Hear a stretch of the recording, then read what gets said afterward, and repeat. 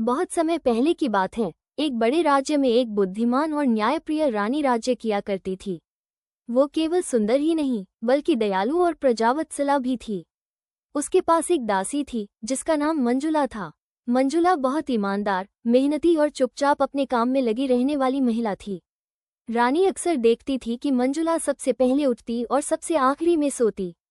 उसने कभी कोई शिकायत नहीं की और जब भी रानी कुछ मांगती वो पहले ही जान जाती कि रानी को क्या चाहिए। एक दिन रानी ने सोचा, मंजुला को सालों हो गए मेरी सेवा करते हुए, पर मैंने कभी उससे उसकी इच्छाओं के बारे में नहीं पूछा। अगले दिन रानी ने मंजुला को बुलाया और कहा, मंजुला, क्या तुम कुछ मांगना चाहती हो? जो भी चाहो मैं तुम्हें दूंगी। मंजुला हाथ जोड़कर बोली, महारानी, मैं तो आपकी सेवा में ही सुखी हूँ। लेकिन रानी ने जोर दिया, नहीं मंजुला, यह मेरा आदेश है। तुम्हारी जो सबसे बड़ी इच्छा है बताओ।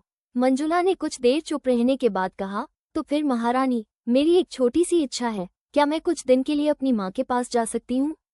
बहुत समय हो गया है उन्हें देखे हुए।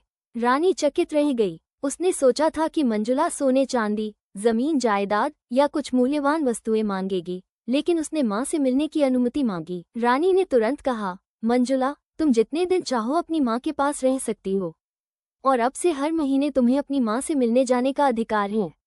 रानी ने सभी सेविकाओं को इकट्ठा करके यह बात बताई और कहा, सेवा में प्रेम और निष्ठा तभी आती है जब सेवा करने वाले को भी मान सम्मान मिले। मंजुला ने आज हमें सिखाया कि सच्चा सुख रिश्तों में है, लालच में नहीं। उस दिन के बाद से रानी ने अपने पूरे महल का वातावरण बदल दिया।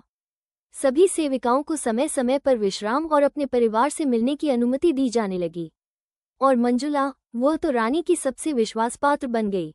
सीख, सच्ची सेवा बिना स्वार्थ के होती है और सच्चे स्वामी वही होते हैं जो अपने सेवकों को इंसान समझकर सम्मान देते हैं।